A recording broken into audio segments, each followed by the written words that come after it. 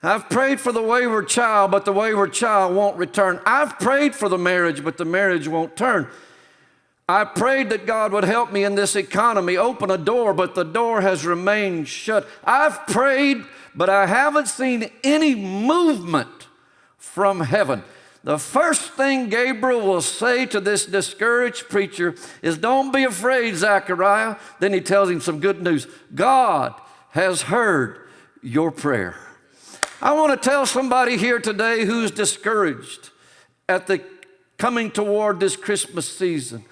God has heard your prayer. We serve a hearing God. You're not just a number, a statistic. You're not just a wave in a big ocean. You are a son, you are a daughter of the King. When you prayed it, God heard it. Isn't that good news? Hey, welcome to LifeFamily Online. We post content each week. We'd love for you to subscribe to our account and click that little bell. It'll notify you each time we post something new. Let's jump into God's Word with Pastor Randy. The sounds of Christmas. Not only did he have a righteous heart, he had a brilliant mind, speaking over 20 languages fluently, but the dismal dialect of discouragement he did not understand. This 19th century Anglican priest had established an orphanage, a girls' home, and a rescue center to take the lower caste girls out of human trafficking. The need was great. The volunteers were exhausted and began to leave. Donations dwindled. He felt like a captive. He didn't know how to get out. He was so discouraged. It was Christmas time, and his devotion to all of the volunteers and those that he ministered to was coming up. So he looked into some Latin poetry, and these words jumped into his heart. He put a melody to it, and when he stood before them on that Christmas day, this discouraged priest sang this: O come, Emmanuel, and ransom captive Israel, that mourns in lonely exile here, until the Son of God appear. Rejoice, Emmanuel shall come to thee, O Israel. That song caught fire not only in the churches where he served, but would jump continents and be in our rotation in 2020. Sounds of Christmas, sounds of hope. For 400 years, God had been silent. There was a secret held tightly among the stars. The chasm between God and man was so great, he had a plan. He would come to earth as a man, God in flesh. Who would he give this story to? He would give it to a discouraged priest, burnt out, frustrated, and feeling so abandoned. The story starts in Luke 1:8. One day, Zechariah was serving God in the temple, for his order was on duty that week. As was the custom of priests, he was chosen by lot to enter the sanctuary of the Lord and burn incense. There were 20,000 priests who were eligible to serve in the awesome temple in Jerusalem. They would serve by teams. It was King David who set teams of priests together. 24 different priests would serve at one time. Most of them in the outer court, the inner court, only one priest into the holy place. You were selected by lot at random. You would serve probably one time a year for 1 week. This was Zechariah's week to be in the temple. One day while he was serving God in the temple, for his order was on duty, while the incense was being burned, a great crowd stood outside praying. While Zechariah was in the sanctuary, an angel of the Lord appeared to him standing to the right of the incense altar. Zechariah was shaken and overwhelmed with fear when he saw him. But the angel said, "Do not be afraid, Zechariah. God has heard your prayer. Your wife Elizabeth will give you a son, and you are to name him John. You will have great joy and gladness, and many will rejoice at his birth, for he will be great in the eyes of the Lord." Zechariah said to the angel, "How can I be sure this will happen? I'm an old man now, and my wife is also well along in years." The angel said, "I am Gabriel. I stand in the very presence of God. It was he who sent me to bring you this good news. But now, since you didn't believe what I said, you will be silent and unable to speak until the child is born, for my words will certainly be fulfilled at the proper time." What a great story. This is the first person who hears God's plan for salvation in the world. He was a discouraged man. The desires of his heart had gone unanswered for decades. And now this thing happens to him, a divine interruption into what he felt like was a discouraged life. I want to say to all of you who have endured a very difficult year, and some of you have suffered great loss, and you're wondering, where is God in the middle of all of this? Where is the great God I serve? And I want to tell you, he's here. And he is going to show himself to you in a way that you never thought possible. Are you ready for the supernatural?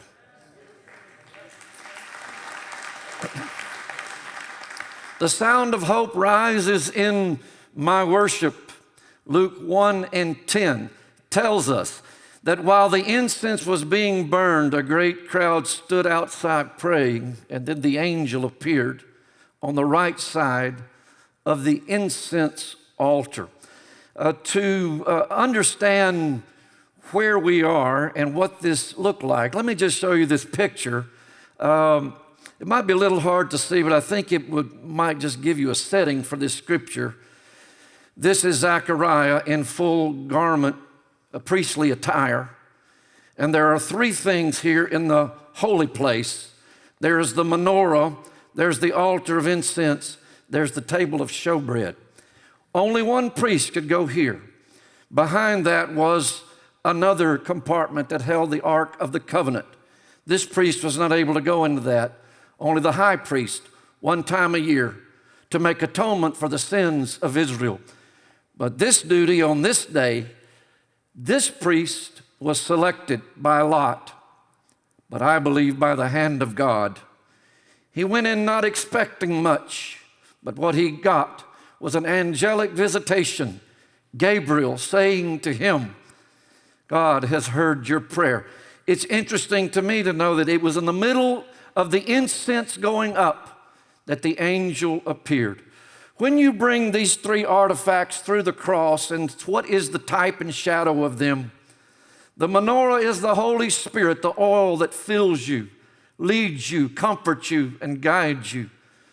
The table of showbread is the communion that you have with God. Not just one priest can commune with him. Everybody is welcome to commune with the Lord. But the altar of incense, what is it in type and shadow? It is your worship. Discouragement attacks your worship. When you are discouraged, when you are hurt, when you are disappointed, the first thing it goes after is your worship. You're believing who God says he is and what God says he can do. The way to combat discouragement is to just begin to praise and worship the Lord. Lord, I worship you and I praise you for who you are and for what you've done in my life. Gabriel appears to him in the middle of his worship. I believe God will always appear to you when you begin to worship him. That's why David said, "Oh, magnify the Lord with me. Let us exalt his name together." I want you to get in a habit every morning when you drink your coffee or whatever your routine is, to begin to just worship the Lord. Life may not be going the way you want it, but you just begin to offer what the Bible calls the sacrifice of praise. Hebrews 13 and 15, through him let us continually offer up the sacrifice of praise to God. That is the fruit of lips that acknowledge his name. Lord, I just want to thank you for who you are and for what you've done in my life. If you begin to praise and worship the Lord, it changes the atmosphere. Are you ready for the supernatural? The sound of hope rekindles the desire of my heart. As he began to praise and worship the Lord in the incense, the fragrant incense of worship, the angel appears. And the angel says to him, "Don't be afraid, Zechariah. God has heard your..." I just need to know that. Because I've done a lot of praying and I haven't seen a lot of movement on it. I've prayed for the wayward child, but the wayward child won't return. I've prayed for the marriage, but the marriage won't turn. I prayed that God would help me in this economy, open a door, but the door has remained shut. I've prayed, but I haven't seen any movement from heaven. The first thing Gabriel will say to this discouraged preacher is, "Don't be afraid, Zechariah." Then he tells him some good news. God has heard your prayer. I want to tell somebody here today who's discouraged at the coming toward this Christmas season. God has heard your prayer. We serve a hearing God. You're not just a number, a statistic. You're not just a wave in a big ocean. You are a son, you are a daughter of the King. When you prayed it, God heard it. Isn't that good news? Sometimes you prayed so long about something that you've just kind of put that away. I'm just going to put that away. Zacharias and Elizabeth were godly people. Elizabeth was a preacher's kid, a preacher's daughter. And Zacharias came from the lineage of Aaron. They were highly qualified, righteous people. They'd done all the right things. They checked all the boxes of what it means to live a godly life. And they just had one prayer: God, give us a child. As a pastor for 20 years, I have walked through the journey of infertility with a number of you, and it is agonizing. And it's all you think about every single day, and every commercial and every song triggers something in you. God, give me a child. This was their prayer. Is that too much to ask? Lord, would you just give us a child? At some point, they prayed fervently and they fasted and they did all the things that we teach to do from Scripture. But at some point, the prayers became less. And finally, they prayed no more. At the age they were, is just going to be what it's going to be. The first thing Gabriel says to this discouraged preacher concerning the desire of his heart is, God has heard your prayer. Wouldn't it help somebody here today if you just knew God heard me? I haven't seen anything moving on it, but God heard. How many would it just help to know God heard you? God heard you. You know, when you're discouraged, you kind of compare yourself to others. Listen, why haven't I been promoted in that? I have done all the right things. They don't have the credibility, the resume. They don't have the intellect that I do, and they don't live righteously. And how are they being promoted and I'm not? Why am I still a single adult? And there's so many that are finding love. Why? God, why haven't you answered this prayer? I can remember a beautiful couple in our church that came to me, and the lady was absolutely in tears in my office crying, and she said, we have tried to live righteously as a couple. We have done everything we know to do according to Scripture. We've asked God for one thing, a child. She said, I have a sister who's promiscuous, who has 3 or 4 different children by different fathers. Some of the children she doesn't even know and doesn't even want.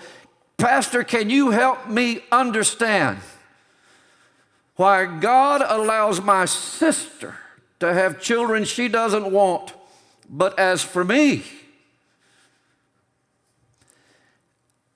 And at those moments, you just want to say, hang on, let me call him.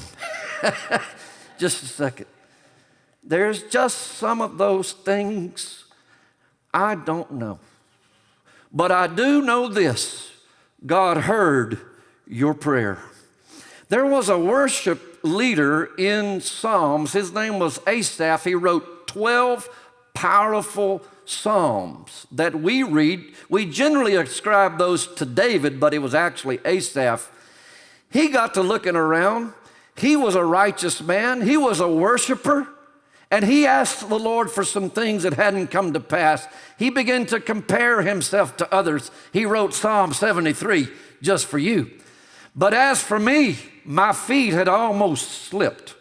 I had nearly lost my foothold on the righteous path. For I envied the arrogant when I saw the prosperity of the... Why are they prospering? They don't even serve the Lord.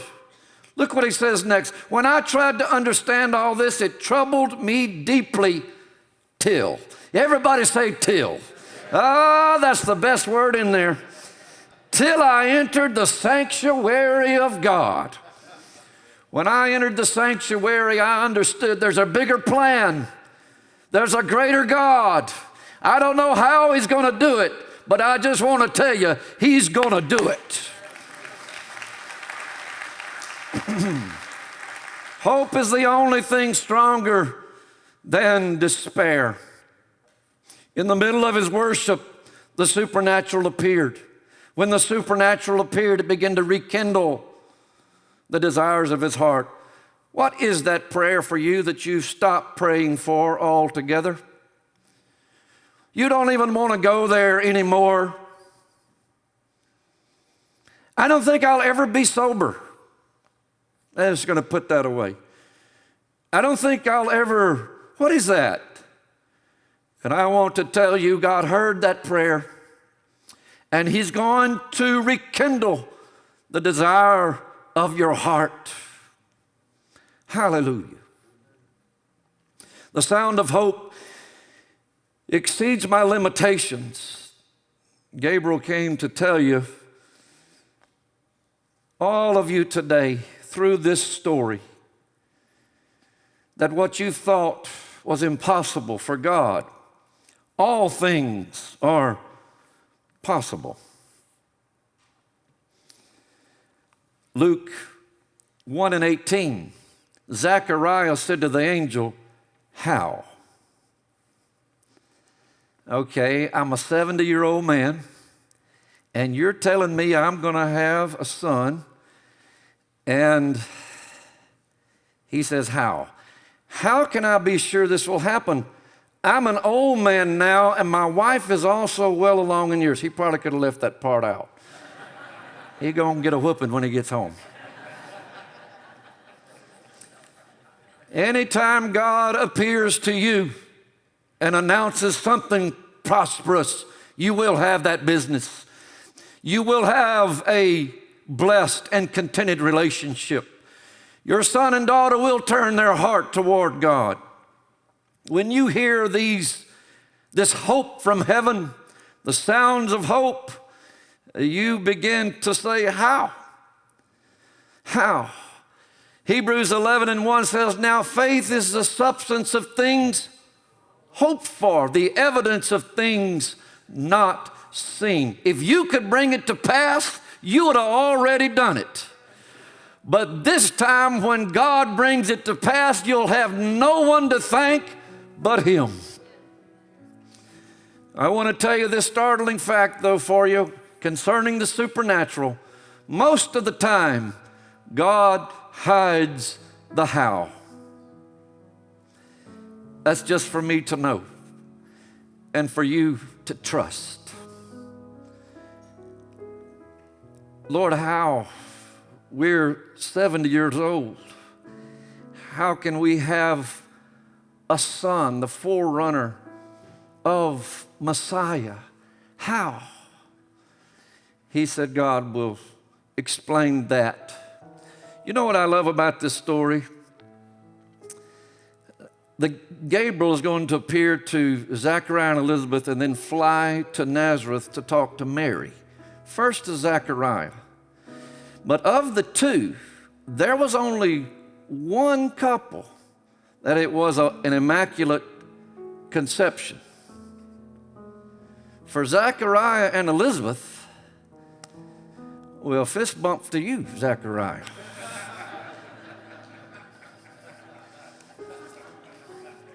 Some of you get that later.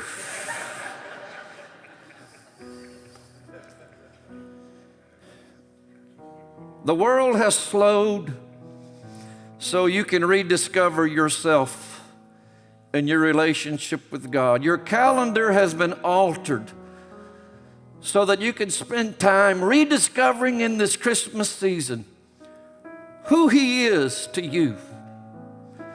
Are you ready for the supernatural? The sounds of Christmas, I hear Him say, is a sound of hope. If you don't have a home church, we want to invite you to be part of Life Family. Remember, you belong here. We're so excited that you've joined us today. Join us again next Sunday or anytime throughout the week. You can subscribe to our channel and hit that bell for notifications so you never miss a service. We're so excited you joined us today.